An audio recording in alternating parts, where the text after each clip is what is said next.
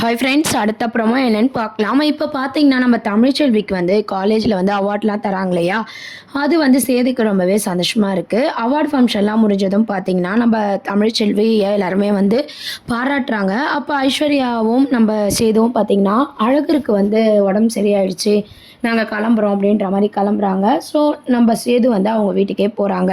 இதெல்லாம் பார்த்து தமிழுக்கு ரொம்பவே கஷ்டமாக தான் இருக்குது. குழந்தையும் ஒரு பக்கம் பிரியுது, சேதுவும் போகிறாரு அப்படின்னு சொல்லிட்டு ஒரு மாதிரி வருத்தமாக இருந்தாலும் தமிழ் பார்த்திங்கன்னா வெளியே காட்டிக்காமல் இருக்காங்க. தமிழுக்கு மட்டும் இல்லை, நம்ம சேதுக்குமே பார்த்திங்கன்னா அது கொஞ்சம் கஷ்டமாக தான் இருக்குது. 2 குழந்தைங்களும் பிரிகிறாங்க அப்படின்னு நினைக்கும் போது பார்த்திங்கன்னா பார்க்குற நம்மளுக்கே கூட அது ரொம்பவே கஷ்டமாக தான் எபிசோட்ஸை வந்து கொண்டு போயிருக்காங்க. இப்போ அடுத்த ப்ரோமோ அப்படின்னு பார்த்திங்கன்னா வீட்டுக்கு போகிறாங்க இல்லையா? வீட்டுக்கு போனதும் பார்த்தீங்கன்னா எல்லாருமே வந்து குழந்தைய கொஞ்சுறாங்க, உடம்பு சரியாயிடுச்சு அப்படின்னு சொல்லிட்டு. அப்போ வந்து நீ போய் ரெஸ்ட் எடு, நான் குழந்தைய பார்த்துக்கிறேன்ட்டு ராஜாங்கம்லாம் சொல்லிட்டு இருக்காங்க. அப்போ வந்து நம்ம சேது வந்து வெளியே கிளம்புறாரு. அங்கே போனதுனால நிறைய வேலையெல்லாம் பெண்டிங்காக இருக்குப்பா, நான் போய் வேலையை பார்க்குறேன், நீங்கள் குழந்தைய பார்த்துக்குறீங்களா அப்படின்ற மாதிரி சின்னம்மா, அதாவது மோகன் அவங்க கிட்டலாம் குழந்தைய கொடுத்துட்டு மலரையும் பார்த்துக்க சொல்லிட்டு போகிறாங்க. அப்போது பார்த்தீங்கன்னா அந்த குழந்தை மேலே ரொம்ப பாசமாக ஐஸ்வர்யா வந்து நடந்துக்கிறாங்க. குழந்தைக்கு பால் கொடுக்கறது அதெல்லாம் பார்த்தீங்கன்னா ஐஸ்வர்யாவே பார்த்து பார்த்து கவனிச்சிட்டு இருக்காங்க.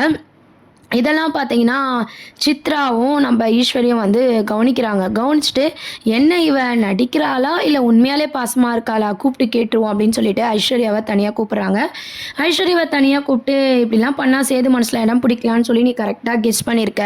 குழந்தைய கொஞ்சிற மாதிரி கொஞ்சி சேது மனசில் இடம் பிடிக்கலான்னு நினச்சிருக்கல, அதான் என் அண்ணன் பொண்ணுன்னா சும்மாவா அப்படின்ற மாதிரி ஈஸ்வரி வந்து சொல்லிட்டு இருக்காங்க. உடனே ஐஸ்வர்யா என்ன சொல்கிறாங்கன்னா, நான் சும்மாலாம் குழந்தைய கொஞ்சலை, உண்மையாக தான் கொஞ்சிட்டு இருக்கேன். அது என்னமோ தெரியல, எனக்கு அந்த குழந்தைய வந்து ரொம்ப பிடிச்சிருக்கு, எனக்கு எப்பவுமே குழந்தைங்கன்னா ரொம்ப பிடிக்கும் அப்படின்ற மாதிரி சொல்கிறாங்க. உடனே ஈஸ்வரி என்ன சொல்கிறாங்கன்னா, இந்த வீட்டுக்கு வாரிசு அப்படின்னா அது உனக்கும் சேதுக்கும் பிறக்கிறதா தான் இருக்கணுமே தவிர நம்ம தமிழோட வாரிசு இந்த வீட்டில் இருக்கக்கூடாது. நான் அந்த குழந்தைய எப்படின்னா துரத்தலான்னு பார்த்தா நீ அம்மாவா வந்து உரிமை கொண்டாடுறியா அப்படின்ற மாதிரி நம்ம ஐஸ்வர்யா கிட்ட வந்து ஈஸ்வரி வந்து தப்பு தப்பாக சொல்லி கொடுக்குறாங்க. உடனே ஐஸ்வர்யாவும் பார்த்தீங்கன்னா அதெல்லாம் யோசிக்க ஆரம்பிக்கிறாங்க. ஏன்னா ஐஸ்வர்யா கேரக்டரை ஒரு பாசிட்டிவாக கொண்டு போனாங்க, என்னதான் நெகட்டிவாக இருந்தாலும் அப்பப்போ பார்த்தீங்கன்னா அவங்களுக்குள்ளேயும் ஒரு நல்ல மனசு. இப்போ பார்த்தீங்கன்னா சேதுவை தமிழ் அடிக்கும் போதும் பார்த்தீங்கன்னா ஐஸ்வர்யா வந்து காட்டி கொடுக்கல. அதே மாதிரி எல்லா ஃபங்க்ஷன்லையுமே வந்து தமிழ் வந்து அவார்டு வாங்குகிற ஃபங்க்ஷன்லாம் கூட பார்த்தீங்கன்னா ஐஸ்வர்யாவை ஒரு குட் கேரக்டராக ஒரு பாசிட்டிவாக தான் கொண்டு வந்திருக்காங்க. குரலை மாற்றி பேசி ஈஸ்வரி கூட சேர்ந்து பண்ண அந்த ஒரு விஷயத்தை தவிர மற்ற ஓவரால் பார்க்கும்போது ஐஸ்வர்யா வந்து நல்லவங்களாக வந்து சீரியலில் வந்து கொண்டு வந்திருக்காங்க. ஸோ இங்கே ஈஸ்வரி குழந்தைய உன் குழந்தை தான் வாரிசாக இருக்கணும் அப்படின்ற விஷயத்தெல்லாம் சொல்ல சொல்ல ஐஸ்வர்யா கேரக்டர் மாறுற மாதிரி காட்ட போகிறாங்க. ஸோ அந்த குழந்தை இருக்கிற வரைக்கும் மாமா நம்மக்கிட்ட பாசமாக இருக்க மாட்டார் அப்படின்ற மாதிரி நம்ம ஈஸ்வரி சொன்ன விஷயத்தையே வந்து ஐஸ்வர்யா வந்து தப்பாக புரிஞ்சுக்கிட்டு அந்த குழந்தை மேலே வெறுப்பாக காட்டுற மாதிரியான எபிசோட்ஸ் தான் இதுக்கப்புறம் வந்து சின்ன மருமகள் சீரியலில் வந்து தொடர்ந்து நடத்த போகிறாங்க. அதுக்கப்புறம் பார்த்திங்கன்னா ஐஸ்வர்யாவோட பர்த்டே செலிப்ரேஷன் வருது. ஸோ நம்ம சேது வந்து அதை எப்படிலாம் டெக்கரேட் பண்ண போகிறாங்க, எப்படிலாம் செலிப்ரேட் பண்ண போகிறாங்கன்னு சொல்லி ஐஸ்வர்யா பார்த்திங்கன்னா ஒரு ட்ரீமில் இருக்காங்க. ஏன்னா சேதுக்கு தெரியும் இல்லையா ஐஸ்வர்யா பர்த்டே வருதுன்னு சொல்லிட்டு, மேரேஜ் ஆகி தனக்கு வர ஃபஸ்ட்டு பர்த்டே மாமா செம்மையாக செலிப்ரேட் பண்ண போகிறாரு அப்படின்னு சொல்லிட்டு ஒரு எதிர்பார்ப்போடு பார்த்திங்கன்னா ஐஸ்வர்யா வந்து 12 மணி வரைக்கும் தூங்காமல் அப்படியே வெயிட் பண்ணிட்டு இருக்காங்க. இங்கே பார்த்தீங்கன்னா நம்ம சேது வந்து அதெல்லாம் மறந்துட்டு எப்பவும் போல் தூங்கிறதுக்கு ரெடி ஆகுறாரு. அப்போது வந்து நம்ம ஐஸ்வர்யா வந்து கேட்குறாங்க, இன்றைக்கி எனக்கு பர்த்டே மாமா, ஒரு விஷ் கூட பண்ணலையா அப்படின்னு சொல்லிட்டு. உடனே சேது வந்து மறந்துட்டேன் ஐஸ்வர்யா அப்படின்னு சொல்லி விஷ் பண்ணுறாங்க. உடனே தமிழை வந்து யோசிக்கிறாரு, தமிழுக்கும் இன்றைக்கி பர்த்டே ஆச்சு அப்படின்ற மாதிரி சேது மனசில் வந்து தமிழ்ச்செல்வி பற்றிய யோசனைகள் வந்து வந்து போயிட்டுருக்கு. அப்போ பார்த்தீங்கன்னா நம்ம எங்கன்னா வெளியே போகலாமா பர்த்டேயில் அப்படின்னு சொல்லிட்டு ஐஸ்வர்யா கேட்குறாங்க. உடனே சேது பார்த்தீங்கன்னா, எனக்கு நிறைய வேலை இருக்குது ஐஸ்வர்யா, உனக்கு வெளியே போகணுன்னா ஈஸ்வரி அத்தையை கூட்டிகிட்டு போ, இல்லைனா மலரை கூட்டிகிட்டு போ அப்படின்ற மாதிரி சேது வந்து சொல்லிவிட்டு, எனக்கு டயர்டாக இருக்குது நான் தூங்கட்டுமா அப்படின்ற மாதிரி சேது வந்து அந்த மாதிரி சொல்கிற உடனே நம்ம ஐஸ்வர்யாவுக்கு வந்து இதெல்லாம் கேட்டு ரொம்பவே கஷ்டமாயிடுது. அப்புறம் பார்த்தீங்கன்னா ஐஸ்வர்யா ரொம்பவே ஃபீல் பண்ணிட்டு இருக்காங்க. இன்னொரு சைட் பார்த்தீங்கன்னா சேது வந்து தூங்காமல் எல்லாரும் தூங்கிட்டு இருக்கும்போது நைட்டில் எழுந்து தமிழுக்கும் இன்னைக்கு பர்த்டே ஆச்சு அப்படின்னு சொல்லிட்டு தமிழ்ச்செல்வியும் சேதுவும் எந்த அளவுக்கு சந்தோஷமாக இருந்தாங்க, எப்படிலாம் பேசி பழகிக்கிட்டாங்க அப்படின்ற மாதிரிலாம் நம்ம சேது ஒரு பக்கம் யோசிச்சுட்டு இருக்காங்க. அந்த பக்கம் நம்ம தமிழ் பர்த்டேவை வந்து தமிழும் ஒரு பக்கம் சேது வந்து ஆசிரமத்துக்கு சாப்பாடு போட்ட விஷயமும் சரி, இது வரைக்கும் சேது எப்படிலாம் சர்ப்ரைஸ் கொடுத்துருக்காரு தமிழுக்கு அப்படின்ற மாதிரி தமிழ் ஒரு பக்கம் யோசிச்சுட்டு இருக்காங்க. இவங்க 2 பேரும் மாறி மாறி ஒரே விஷயத்தை தான் வந்து விட்டு கொடுக்காம யோசிக்கிற மாதிரி காமிச்சிருக்காங்க. ஸோ அதனால் சேதுக்கே கஷ்டமாக இருக்குது, தமிழுக்கு விஷ் பண்ணணும் அப்படின்ற மாதிரி யோசிக்கிறாங்க. அதே மாதிரி சேதுவையே வந்து இங்கே தமிழ் வந்து யோசிச்சுட்டே இருக்காங்க. இந்த மாதிரியான சீன்ஸை கொண்டு வராங்க. அதுக்கப்புறம் ஐஸ்வர்யா வந்து தொடர்ந்து ஃபீல் பண்ணதுனால ஈஸ்வரி கிட்ட சொல்கிறாங்க, நான் வெளியே கூட போக முடியல மாமா கூட அப்படின்னு சொல்லிட்டு. உடனே ஈஸ்வரி வந்து சேது கிட்ட சொல்கிறாங்க, புதுசாக கல்யாணம் ஆயிருக்க பொண்ணு எங்கன்னா வெளியே கூப்பிட்டு போனால் என்ன சேது அப்படின்னு சொல்லிட்டு.